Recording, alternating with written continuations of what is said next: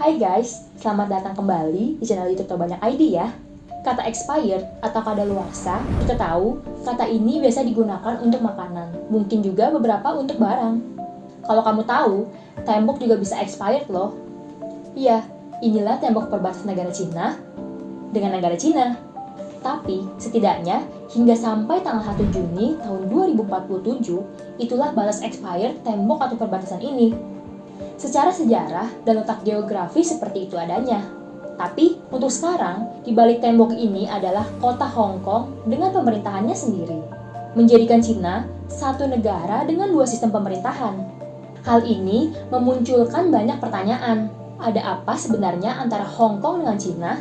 Mengapa perbatasan ini dibuat? Dan bagaimana jika waktu expired itu habis? Kita akan mengulasnya pada video kali ini. Jadi, stay tune terus guys!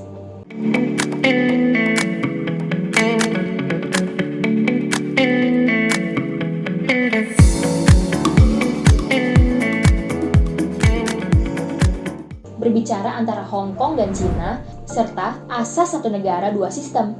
Kita harus tahu sejarahnya terlebih dulu. Singkat kisah, Cina dan Inggris pernah perang beberapa kali soal perdagangan. Perang itu diberi nama Perang Opium. Perang berakhir dengan kekalahan Cina, yang akhirnya Cina menyerahkan Hong Kong menjadi koloni Inggris pada tahun 1800-an. Hong Kong adalah rangkaian pulau bebatuan yang kosong berada di selatan negara Cina. Di bawah pemerintahan kolonial Inggris, populasi dan ekonomi Hong Kong tumbuh dengan pesat guys. Populasi di Hong Kong memang sebagian besar berasal dari Cina juga. Tapi, gaya hidup rakyat yang tinggal di Hong Kong sangat berbeda jauh dengan rakyat di daratan Cina, di bawah pemerintahannya dengan sistem komunis. Sedangkan, rakyat Hong Kong hidup lebih terbuka seperti Barat. Sistem ekonominya pun menganut sistem kapitalis. Oke, itu adalah sejarah singkat mengenai Cina dengan Hong Kong. Mengenal tembok atau perbatasan yang memiliki tanggal expired ini berkaitan kekalahan Cina dalam Perang Opium dengan Inggris. Pada tahun 1842, Cina menandatangani Perjanjian Nanking yang isinya menyerahkan Pulau Hong Kong kepada Inggris selama 99 tahun. Setelah 99 tahun berlalu, perjanjian ini sebenarnya sudah lama habis di tahun 1997. Dan seharusnya juga perbatasan ini sudah hilang. Sebelum berakhirnya perjanjian Nanking pada tahun 1997, Cina dan Inggris mulai berdiskusi kembali tentang nasib Hong Kong ke depannya. Cina yang saat itu dipimpin Deng Xiaoping dan Margaret Thatcher sebagai Perdana Menteri Inggris duduk bersama dan bernegosiasi tentang syarat penyerahan Hong Kong kembali kepada Cina. Perjanjian tersebut berisikan bahwa Inggris menyerahkan Hong Kong secara damai ke Cina, tapi ada tapinya ya.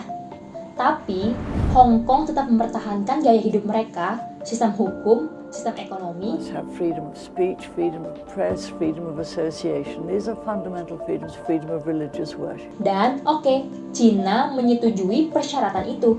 Cina membiarkan Hong Kong mengatur diri mereka sendiri dalam jangka waktu 50 tahun. Iya, 50 tahun guys, yang artinya akan berakhir pada tahun 2047. Itulah kenapa perbatasan Cina dan Hong Kong masih tetap ada walaupun Hong Kong sudah resmi menjadi milik Cina. Inilah awal mula yang pertama kali juga di dunia terciptanya satu negara, dua sistem. Cina mungkin terlihat telah memegang janjinya untuk menghormati otonomi Hong Kong hingga tahun 2047. Apa yang dilakukan Cina ini bukan tanpa alasan.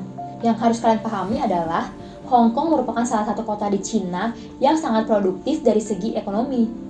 Dari awal tahun 1990-an, 7 tahun sebelum serah terima itu terjadi, ekonomi kota Hong Kong mencapai sebesar 120 juta miliar dolar, yang artinya ekonomi Hong Kong menghasilkan seperempat atau 27% dari total ekonomi seluruh daratan Cina. Untuk ukuran sebuah kota kecil, itu nilai yang sangat besar guys. Jadi, masuk akal kenapa Cina menyetujui perjanjian ini. Membuat ekonomi Hong Kong tetap berjalan dan pada akhirnya membantu mendongkrak perekonomian Cina juga. Tapi, semuanya berubah. Lihatlah perkembangan kota-kota di dataran Cina dari tahun ke tahun. Ini adalah megacity di negara Cina.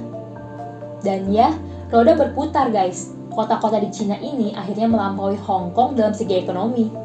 Kita ambil satu contoh yaitu kota yang bernama Shenzhen.